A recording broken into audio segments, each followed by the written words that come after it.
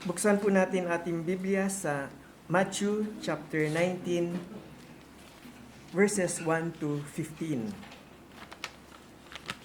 Matthew chapter 19, verse 1. Now it came to pass, when Jesus had finished these sayings, that he departed from Galilee and came to the region of Judea beyond the Jordan. And great multitudes followed him, and he heard them there. The Pharisee also came to him, testing him, and saying to him, Is it lawful for a man to divorce his wife, or for just any reason? And he answered and said to them, Have you not read that he who made them at the beginning made them male and female, and said, For this reason a man shall leave his father and mother, and be joined to his wife, and the two shall become one flesh.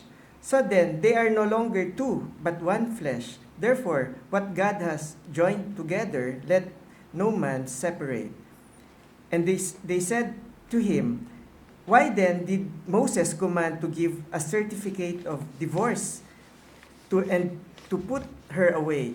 And he said to them, Moses, because of the hardness of your hearts, permitted you to divorce your wife, but from the beginning it was not so.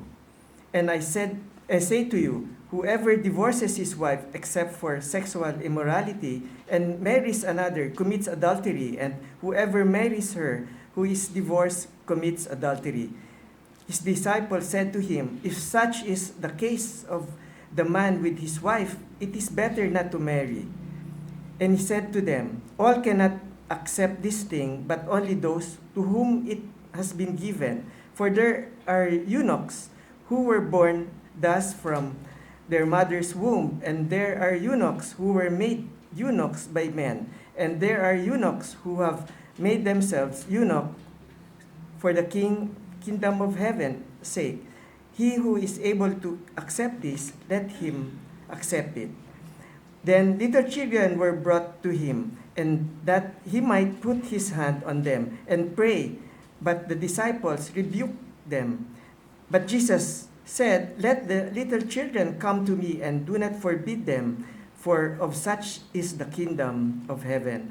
And he laid his hands on them and departed from there.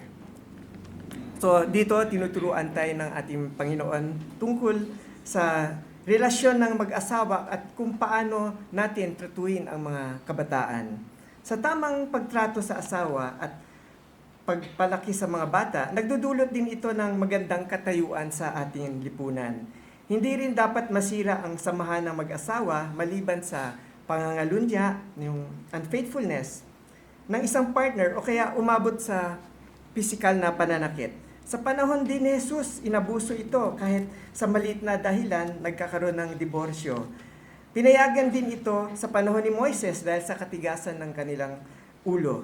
Pinakita din ni Jesus mula sa Genesis chapter 2 nang sinabi niya, Therefore a man shall leave his father and mother and be joined to his wife, and they shall become one flesh. Ang relasyon ng mag-asawa ay malapit sa isa't isa, very intimate, higit na kanino pa man, higit pa sa relasyon natin sa ating mga anak. Si Jesus, ginamit niya ang salita ng Diyos nang binibitag siya ng Pariseyo. Dapat sa atin din, handa rin tayo sumagot sa paghugot ng mga salita mula sa salita ng Diyos, pagsagot natin pag may tanong sila tungkol sa atin mga reliyon. At tulad ng nagpagbibigay halaga ni Jesus sa mga bata, sa verse 13 and 14, importante din ang kaluluwa nila. Alalahanin natin, pinapanalangin sila ng ating Panginoon Jesus na dapat din natin tularan.